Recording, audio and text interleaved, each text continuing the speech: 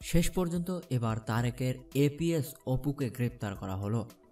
একাদশ সংসদ নির্বাচনের আগে মতিঝিল থেকে ৮ কোটি টাকা উদ্ধারের ঘটনায় মামলায় বিএনপির ভারপ্রাপ্ত চেয়ারম্যান তারেকের সাবেক এপিএস মিয়া নুরুদ্দিন আহমেদ অপুকে গ্রেপ্তার করেছে র্যাব।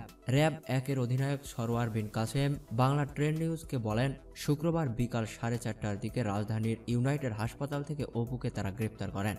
একাদশ সংসদ নির্বাচনে অপু শরীয়তপুর ৩ আসনের প্রার্থী হিসেবে নির্বাচন করেন।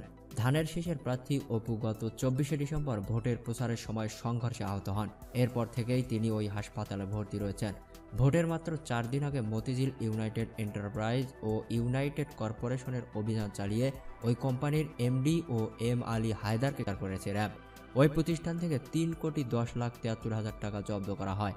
পরে হায়দারের দেওয়া তথ্যানুযায়ী পল্টনের হাউস বিল্ডিং রোডের বাইতুল খায়ের টাওয়ারের সিটি মানি এক্সচেঞ্জ থেকে আরও ৫ কোটি টাকা জব্দ করা হয়।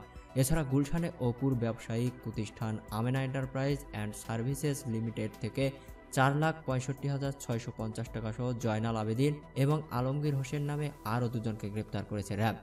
সে সময় র্যাবের পক্ষ থেকে বলা হয়েছিল, হায়দারের মামা ইউনাইটেড এন্টারপ্রাইজের চেয়ারম্যান মাহমুদুল হাসান শরীয়তপুর ৩ আসনে বিএনপির প্রার্থী অপুর ঘনিষ্ঠ বন্ধু ছিলেন।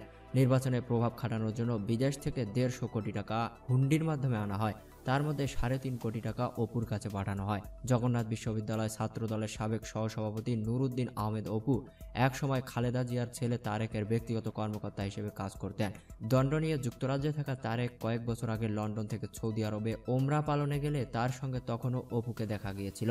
গ্রেপ্তার করা হলেও অপুকে আপাতত হাসপাতালে রেখে চিকিৎসা দেওয়া হবে বলে র্যাবের আইন ও গণমাধ্যম শাখার পরিচালক মুফতি মাহমুদ খান জানান।